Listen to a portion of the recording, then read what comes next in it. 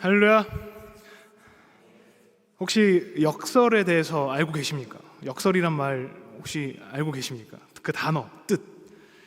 어려운 단어입니다. 모순된 이치에 맞지 않는 표현인데 그 안에 숨은 뜻이 담겨져 있을 때 우리가 역설적이다, 역설이다 라는 말들을 사용하고 주로 논리학에서 사용하는 용어긴 합니다.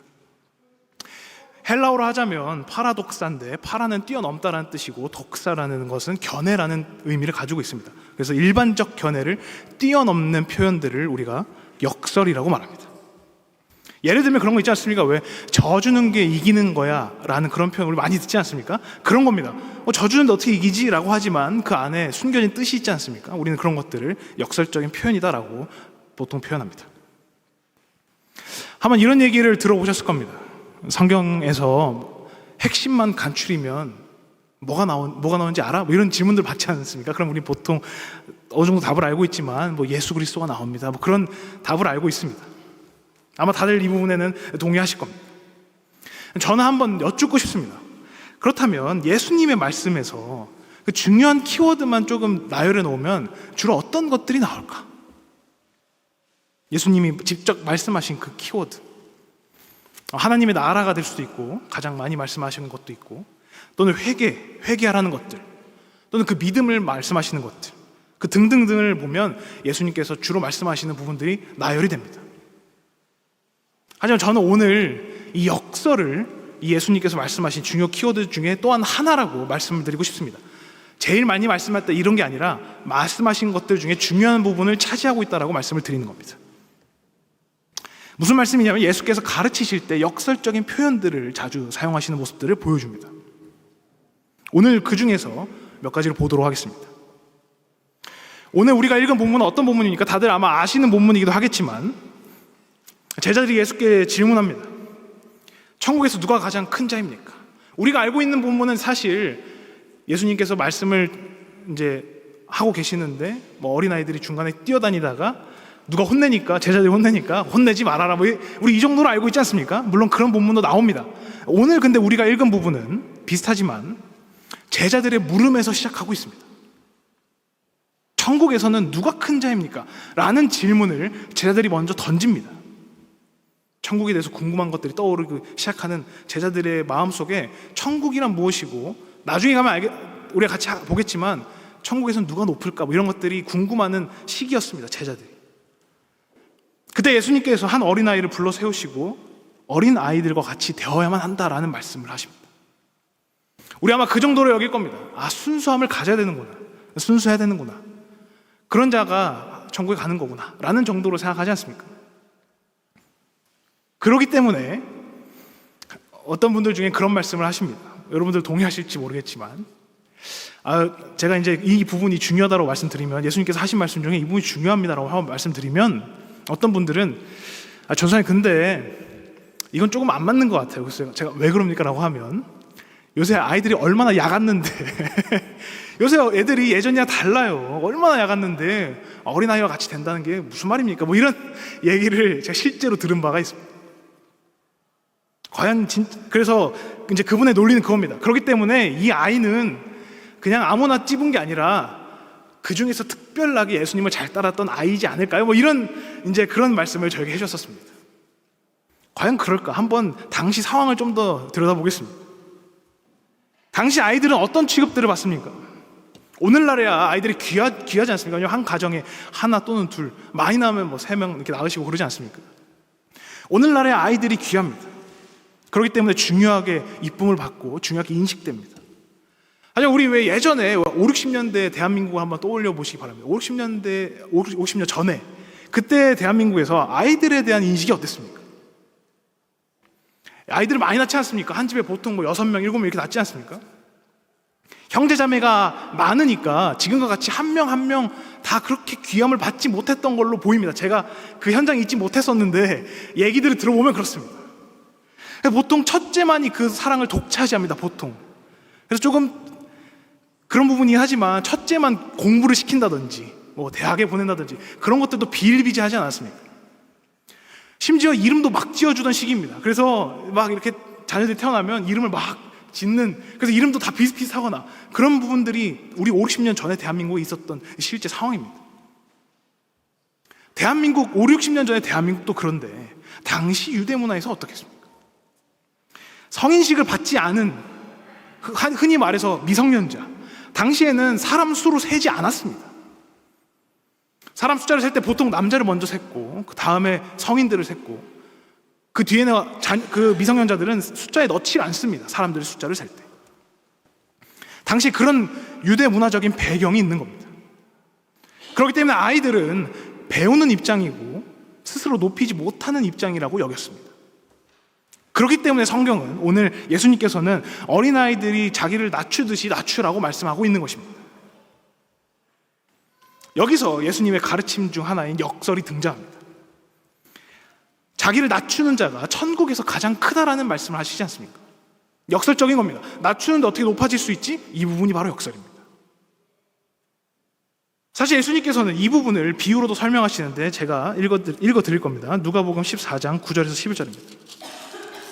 누가복음 14장 9절에서 11절입니다. 너와 그를 청한 자가 와서 너더러 이 사람에게 자리를 내주라 하리니 그때 네가 부끄러워 끝자리로 가게 되리라. 청함을 받을 때 차라리 가서 끝자리에 앉으라. 그러면 너를 청한 자가 와서 너더러 벗이어 올라앉으라 하리니 그때야 함께 앉는 모든 사람 앞에서 영광이 있으리라. 무릇 자기를 높이는 자는 낮아지고 자기를 낮추는 자는 높아지리라. 누가복음에서도 이와 비슷한 역설들이 등장합니다. 근데 이 부분은 비유로 말씀하시는데 아주 재밌습니다. 어떠한 잔치가 열려서 우리 잔치에 보면 상석이라는 게 있지 않습니까? 그래서 왜 주인공들 아니면 주인공의 가족들 이런 사람들은 뭐 이름도 붙여놓고 왜 의자에다가 그래서 상석을 만들어 놓지 않습니까? 근데 예수님께서 비유로 말씀하시는데 잔치에 갔을 때 제일 후진 자리에 앉으라는 겁니다. 괜히 주인공 자리 옆에 앉거나 그러지 말고 가면 무조건 제일 후진 자리에 앉아라. 그래서 만약에 너가 주인공과 비슷한 대접을 받으면 사람들이 말할 거다. 올라오세요. 왜 거기 계십니까? 라고 할 거고, 만약에 너가 좋은 자리에 앉아있다가 쫓겨나면 얼마나 민망하냐. 그러니까 차라리 제일 안 좋은 자리에 앉아라 라는 비유가 오늘 이 누가복음 14장의 비유입니다. 그냥 재밌지 않습니까? 이런 부분들이 바로 역설적으로 등장하는 예수님의 가르침 중에 하나입니다. 저도 비슷한 상황은 아니지만 재밌는 경험들이 있었는데, 자, 매주 한 번에 한 번꼴로 군대 얘기해서 정말 죄송합니다만, 제가 이제 군대 가면 보통 이제 군복을 입을 때도 있지만 군복을 보통 이제 일과가 끝나면 입지 않습니다. 그러면 이제 계급장이 없지 않습니까? 그러면 저는 보통 이제 병사들이랑 잘 어울려 노는 걸 굉장히 좋아했습니다. 같이 뭐 PX도 가고, 같이 뭐 음식 먹으러 가고, 놀고 운동하고. 근데 그러면 제가 이렇게 그 친구랑 같이 놀다가 이제 쉬고 있으면 다른 부대의 병사들이 오지 않습니까? 그러면 제가 거기 있으니까 제가 이제 간부인 줄 모르고 저한테 그러면 야, 넌 누구냐? 이런 식으로 저한테 물어봅니다. 누구냐? 처음 보는데? 이런 식으로 합니다. 그럼 저는 또 거기서 막 감히 막 이렇게 안 하고, 저는 여기 부대에 있습니다. 그렇게 말합니다. 재밌으니까. 그리고 같이 그런 분위기니까. 그러다가 나중에 이제 저와 같이 일행들이 와서 여기서 뭐 하십니까? 소장님 뭐 하세요? 그러면 깜짝 놀랍니다. 죄송합니다. 제가 몰랐습니다. 이러면서. 그런 일이 비일비재합니다. 왜냐하면 막 거기서 같이 막 뒹굴고 놀고 막 하는 걸 굉장히 좋아했어서. 근데 중요한 건, 이 말씀을 왜 드리냐면, 중요한 건 그러기 때문에, 그런 과정들을 통했기 때문에 굉장히 가까워질 수 있어요. 빠른 시간 내에 가까워질 수 있었습니다. 제가 지도하는 병사들과 함께, 사실 지금도 연락하지만 굉장히 친밀해질 수 있었어요.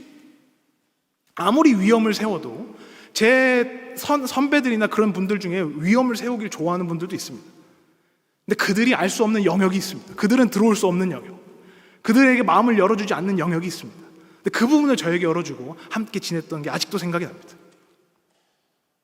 다시 오늘 본문으로 돌아가 보겠습니다. 여러분, 이런 생각을 한번 가져보시기 바랍니다. 왜 이야기를 하실까? 그러니까 제가 했던 비유 말고, 제가 했던 얘기 말고, 오늘 이 마태복음 18장에서 어린아이를 불러 세워서 이런 마음을 가져야 된다는 얘기를 왜 하셨을까? 궁금하시지 않습니까? 왜 하셨을까? 아마 두 가지가 있을 텐데, 첫 번째는 18장 5절입니다. 또 누구든지 내 이름으로 이런 어린아이 하나를 영접하면 곧 나를 영접함이니라고 하지 않습니까? 예수 그리스도를 영접하는 방법 중에 하나라는 것을 가르쳐 주시고, 동시에 아까 3절에서 보았지만 천국에 들어가는 법을 가르쳐 주시는 겁니다. 왜냐하면 이와 같이 되지 못하면 천국에 못 들어간다라고 하지 않습니까? 그걸 반대로 돌리면 천국에 들어가는 방법 중에 하나를 알려주시는 겁니다. 그렇기 때문에 그 뒤에 보시면 8장 6절부터 14절에 작은 자가 얼마나 소중한지를 보여주십니다.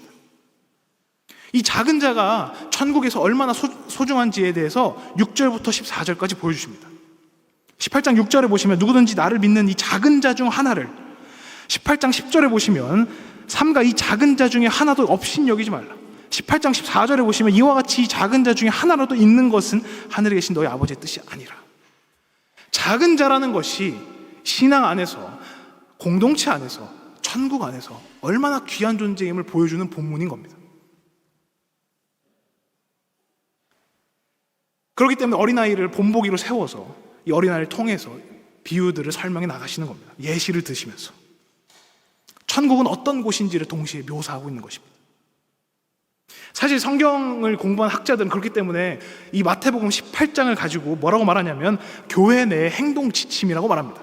무슨 말이냐면, 표현을 조금 더 쉽게 말씀드리자면 마태복음 18장에 교회 공동체가 서로를 어떻게 대해야 되는지를 사실 말해주고 있는 것이다 라고 우리가 보통 해석합니다. 그렇기 때문에 오늘 말씀뿐만이 아니라 15절에서 20절 중에 가장 유명한 본문들이 있는데 제가 읽진 않겠지만 15절에서 20절은 교회 안에서 분란이 일어났을 때 어떻게 대처해야 되는지를 말하고 있습니다. 정리해 보겠습니다. 그렇기 때문에 18장, 마태복음 18장은 교회 안에서 어떻게 행동하고 공동체 안에서 어떤 행동을 취해야 되는지를 보여주는 겁니다. 그 중에 첫 번째로 역설적인 모습과 천국이 어떤 모습인지를 설명으로 보여주시면서 우리에게 설명하신 겁니다. 이제까지 계속 여러 가지 본문들을 왔다 갔다 해서 정말 죄송하지만 한 가지만 더 가도록 하겠습니다. 18장 23절에서 35절인데 제가 설명으로 해드릴 겁니다. 너무 많이 텍스트에 집중하면 여러분 헷갈리시니까 설명으로 해드릴 겁니다. 빠르게 정리하자면 어떤 사람이 10,000달란트의 빚을 지게 됩니다. 여러분, 제가 이거를 오늘날의 단위로 환산을 해왔습니다. 약 48억 유로입니다. 48억 원이 아니라 48억 유로입니다. 왜냐하면 당시에 한 데나리온이 하루의 품삯이었다고 치고 한 달란트가 5천 데나리온입니다. 근데 지금 10,000달란트지 않습니까? 그럼 하루의 삭세다가 5천만을 곱해야 됩니다. 그래서 48억 유로가 나옵니다. 하루에 보통 96유로를 번다고 쳤을 때. 근데 그런 빚을 진 자가 있고 반대로 100데나리온을 빚진 자가 있지 않습니까? 10,000달란트와 100데나리온. 두 개를 비교해보면 엄청난 차이가 납니다. 제가 아까 10,000달란트는 48억 유로라고 했으면 100데나리온은 9,600유로입니다. 물론 9,600유로도 작은 돈은 아니지만 엄청나게 큰 돈이지 않습니까? 이 비유의 말씀은 그렇습니다. 한 사람이 10,000달란트의 빚을 졌는데 그 주인이 그 10,000달란트를 빚을 탕감해 줍니다. 그 큰 빚을. 근데 그 탕감 받은 사람이 길거리 지나다가 자기에게 9,600유로를 빚진 사람을 목을 잡고 빨리 갚으라고 합니다. 근데 그 주인이 그 소식을 듣고 다시 그 사람을 불러서 결국엔 그 빚을 갚게 했다라는 것이 이 오늘 18장 끝부분에 있는 23절부터 35절의 비유입니다. 이 적은 빚이 용서가 안 됐던 자를 말하고 있는 겁니다. 여러분, 이게 어떤 것을 의미하겠습니까? 10,000달란트를 왜 크게 설명하셨겠습니까? 굳이 1달란트라고 해야 되는데 왜 10,000달란트라고 하셨겠습니까? 우리가 하나님께 그 진 빚, 우리의 죄 속량할 수 없는 게 그 정도로 크다라고 말씀하고 있는 겁니다. 너희가 예수 그리스도를 통해서 죽을 수밖에 없었고 하나님 나라에 갈 수 없었지만 갈 수 있게 되는 것을 비유로 따져보자면 10,000달란트를 속량받은 것과 동일하다라고 말씀하고 있는 것입니다. 근데 또 한편으로는 나에게 100데나리온 빚진 사람이 있다고 하지 않습니까? 굉장히 현실적입니다. 여러분들 중에 누가 나에게 9,600유로 정도, 그 정도를 빚졌으면 그 정도는 받아야 되지 않겠습니까? 현실적으로. 여러분, 9,600유로 그냥 가져도 되라고 말할 수 있습니까? 사실. 근데 우리 중에는 10,000달란트의 빚을 졌지만 그 9,600유로처럼 굉장히 현실적으로 보이는 그 빚을 받아내기 위해서 꼭 돈이 아니더라도 나에게 마음의 빚이라든지 나에게 살아가면서 상처를 준 것이라든지 나와 의견이 맞지 않을 때 그를 꼭 걸고 넘어지는 모습들을 모습들이 교회 안에 있다는 것입니다. 제가 아까 18장에서 뭐라고 했습니까? 교회 안 행동 지침서라고 하지 않습니까? 18장 1절부터, 사실 그 앞에서부터긴 하지만 18장 1절부터 이 마지막 35절까지는 보면 교회 안에서 어떻게 우리가 행동하고 또는 너희가 어떻게 행동해야 되는지를 보여주고 있는 겁니다. 마태는 사실, 이 부분까지는 말씀드리면 너무 복잡하지만 마태는 사실 교회와 공동체에 대해서 엄청난 관심을 쏟습니다. 나중에 설명드릴 기회가 있을 줄 압니다만 이 모든 것이 마태복음 18장에 담기는 겁니다. 제가 계속해서 몇 주 전부터 사실 마태복음을 다루고 있습니다. 눈치채신 분들은 눈치채셨겠지만 계속 본문들이 마태복음과 관련된 거지 않습니까? 그리고 보통 저의 설교를 계속해서 들어오셨더라면 마태복음을 보통 설교할 때 하나의 덩어리라고 인식하라고 제가 말씀드리지 않습니까? 그때 씨 뿌리기 비유도 그렇고 오늘도 비슷합니다. 18장을 하나의 덩어리로 봐야 되는 겁니다. 그렇기 때문에 19장 1절에서 예수께서 이 말씀을 마치시고라는 표현이 또 나오는 겁니다. 마태가 자주 쓰는 표현입니다. 이 말씀을 마치시고 어디로 가더라 라는 것은 그 전까지가 하나의 덩어리라는 표현을 하고 있는 겁니다. 정리해 보겠습니다. 즉 우리는 다른 일을 대할 때 어떻게 대해야 되는 것으로 시작합니다. 그때 예수님께서 말씀해 주시는 것은 한 아이를 불러 세워서 이 작은 아이, 이 작은 자처럼 되어야 하고 또한 이 작은 자처럼 대해야 된다. 이 작은 자처럼 귀하게 대해야 된다라는 말씀을 하고 계시는 겁니다. 근데 사실 너희가 살아갈 때 어떻게 살아가느냐?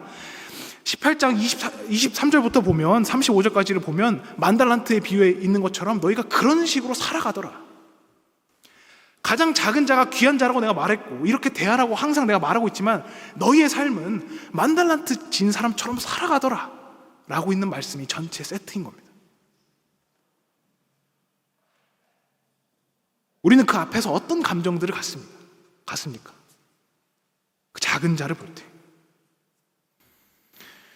작은 자라는 것이 우리 삶에 어떤 의미로 다가올지에 대해서 제가 한번 묵상하고 생각을 해봤습니다. 현실적으로 우리에게 어떤 의미일까? 단순히 우리에게 빚진 사람일까? 오늘 말씀을 정확하게 들여다보면 우리보다 못하다고 여겨지는 자들을 의미합니다. 무슨 말이냐면 내가 비록 만달란트를 빚졌지만 그런 나에게도 돈을 빌린 거지 않습니까? 내가 이만큼의 빚이 있는데 그런 나의 빚쟁이 같은 나의 모습에서 나에게서 더 돈을 빌려간 사람이지 않습니까? 나보다 더 못하다고 여겨지는 것. 내가 봤을 때 나보다 신앙이 적다든지 내가 봤을 때 교회 생활에서 나보다 못하다든지 라고 하는 사람을 봤을 때 우리가 주로 이들과 같이 생각하고 행동한다는 겁니다.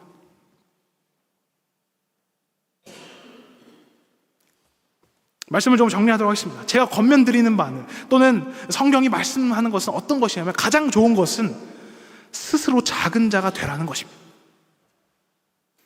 스스로 작은 자가 되는 것이 가장 좋은 길이고 가장 성경적인 방법이라는 겁니다. 마치 어린아이처럼 스스로 낮아지라는 겁니다. 그렇기 때문에 그러면 역설적인 표현들을 하시는 겁니다. 작아지는 것이 곧 높아지는 것이니까 스스로 낮아져라.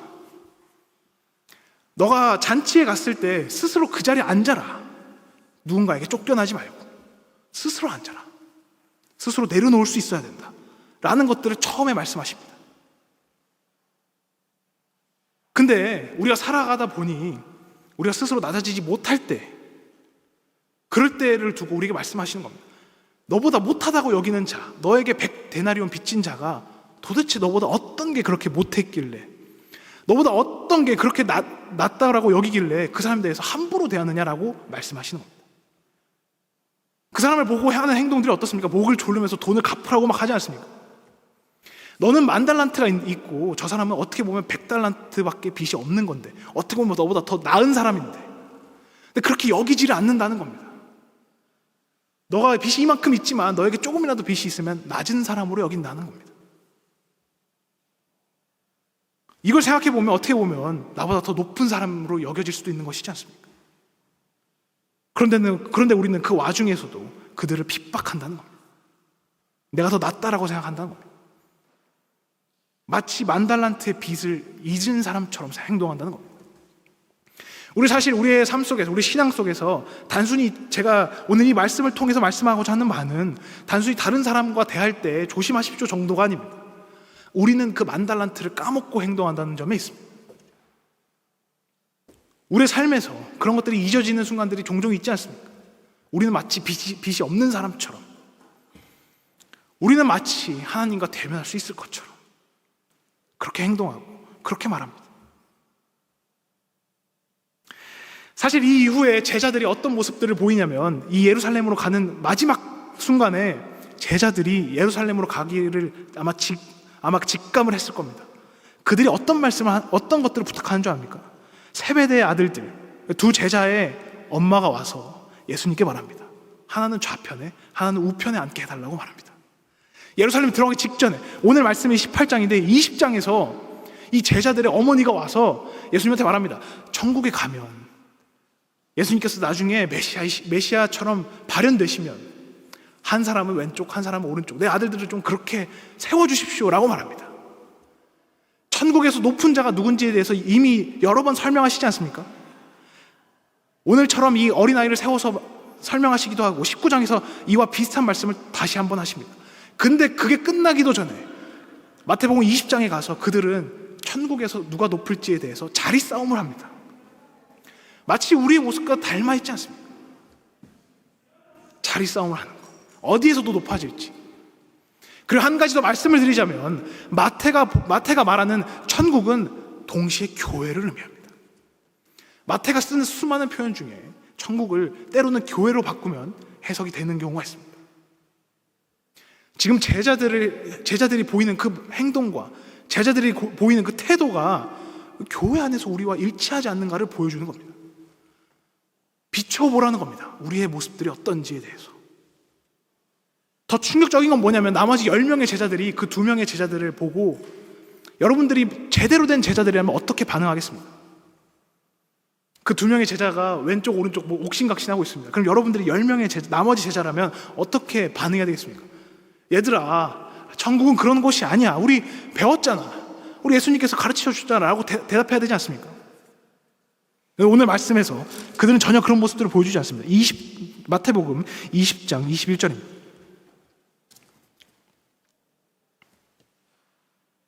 예수께서 이르시되 무엇을 원하느냐? 이르되 나의 이 두 아들을 주의 나라에서 하나는 주의 우편에 하나는 주의 좌편에 앉게 명하소서. 예수께서 대답하여 이르시되 너희는 너희가 구하는 것을 알지 못하는도다.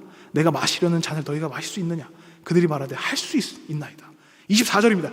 10 제자가 듣고 그 두 형제에 대해서 분이 여기더라. 분이 여기는 겁니다. 그 두 제자를 향해서 잘못됐다라고 말하는 것이 아니라, 그 아직까지도 천국에 가서도 그 개념이 잘못 잡힌 제자들을 향해서 그게 잘못됐다라고 말하는 게 아니라 오히려 분하게 여기는 겁니다. 내가 먼저 말할 걸, 내가 먼저 그 자리를 주장할 걸, 우리도 좀 부모님이 와서 좀 말해줬으면 좋았을 텐데 라고 하면서 분하게 여기는 겁니다. 예루살렘에 들어가기 직전까지 이런 모습들을 제자들은 보여줍니다. 말씀을 맺도록 하겠습니다. 제자들 또한 10,000달란트의 빚을 잊어버린 겁니다. 어느덧 그렇게 생활하다 보니 내가 진 빚을 속량했다라고 여기고 살아가다 보니 마치 없었던 걸로 여기는 겁니다. 그들의 마음에 오로지 높아진 뿐만이 있었다는 겁니다. 여기서 예수께서는 다시 한번 역설적으로 말합니다. 너희 중에 누구든지 으뜸이 되고자 하는 자는 너희의 종이 되어야 하리니 인자가 온 것을 섬김을 받으려 함이 아니요 도리어 섬기려 하고 자기 목숨을 많은 사람의 대속물로 주려 합니다. 예수께서 그 10,000달란트를 속량하여 주실 때에는 자기의 목숨을 주신 것입니다. 그렇기 때문에 우리 10,000달란트가 사라진 것이지 않습니까? 그렇기 때문에 우리는 그것을 속량이라고 말하고 우리의 구세주라고 말하는 것이지 않습니까? 근데 우리가 10,000달란트를 까먹는다면, 우리가 속량받은 사실을 까먹게 된다면 도대체 예수 그리스도께서 서실 자리가 어디에 있으며 예수 그리스도께서 우리의 신앙에 들어오실 자리가 어디에 있습니까? 말씀을 마치는 와중에 그런 생각이 드실지도 모릅니다. 이것이 나와 하나님과의 관계에 뭐가 중요하지? 라는 생각이 들지도 모릅니다. 우리는 하나님과, 또는 우리는 신앙을 그렇게 생각합니다. 하나님과의 관계, 둘의 관계. 하지만 오늘 본문 중에 나와 있지 않습니까? 이 말씀은 천국과 관련이 되어 있습니다. 그렇기 때문에 우리를 두렵게 합니다. 저는 이런 것들을 읽으면 두렵습니다. 내가 혹시 이 작은 자 중에 하나라도 잃어버리게 하진 않았을까? 내가 혹시 이 작은 자 중에 함부로 대한 것은 아닐까? 내가 혹시 나에게 조금이라도 빚진 자를 목을 부어 잡으면서 당장 갚으라고 닥달했던 것은 아닌가? 분명 우리에게 말씀하신 이 부분은 천국의 말씀을 말하고 있다. 이 부분은 천국에서 누가 높은 자인지, 누가 천국에 임할 수 있는지를 말한다라고 말하지 않습니까? 그러니 이제 우리 마음속에 이런 것들의 구분과 경계를 허물고 우리가 살아갈 때 예수와 같은 마음을 가지면 우리 행동이 마치 마태복음 18장처럼 나올 수 있다는 부분을 명심하시기 바랍니다. 왜 사람의 떡잎만 보고 그가 어떻게 될지 안다고 하지 않습니까? 우리의 행동, 우리의 말, 우리의 신앙에 어떻게 보면 가진 큰 표본이 될 것이고 우리 신앙을 바로 볼 수 있는 바로 미터가 될 겁니다. 어떻게 상관이 없을 수 있겠습니까? 하나님께서도 우리를 심판하실 때, 우리가 그 앞에 설지 말지를 정하실 때 그런 부분들로 우리의 신앙이 어떤 모습인지를 보시겠다라는 겁니다. 우리 하나님 앞에 섰을 때 우리가 그 앞에 적어도 내가 예수 그리스도를 영접한지는 모르겠지만 내가 그래도 작은 자를 영접했습니다. 내가 적어도 그를 향해서 당신께 하는 것과 같이 했습니다. 이제 모든 심판의 주권은 당신께 있으니 당신께 모든 걸 맡기겠습니다. 나 행동이 당신이 말씀하셨던 것에 부합하면, 그렇더라면 제가 이제 영원토록 당신을 찬양하겠습니다 라고 말하는 것이 우리의 궁극적인 모습이 되어야 하지 않겠습니까? 우리 삶 속에서 이 작은 것 하나로부터 시작해서 우리가 스스로 작은 자가 될 수 있는, 그래서 다른 자를 봤을 때 다른 자 또한 그 소중한 작은 자 중에 하나라고 여길 수 있는, 그래서 결국엔 같이 천국에서 하나님 앞에 섰을 때 우리 함께 서로 그 순간을 같이 떠올릴 수 있는 그런 공동체 또는 그런 믿음의 가정, 그런 신앙 되기를 주님의 이름으로 축원합니다.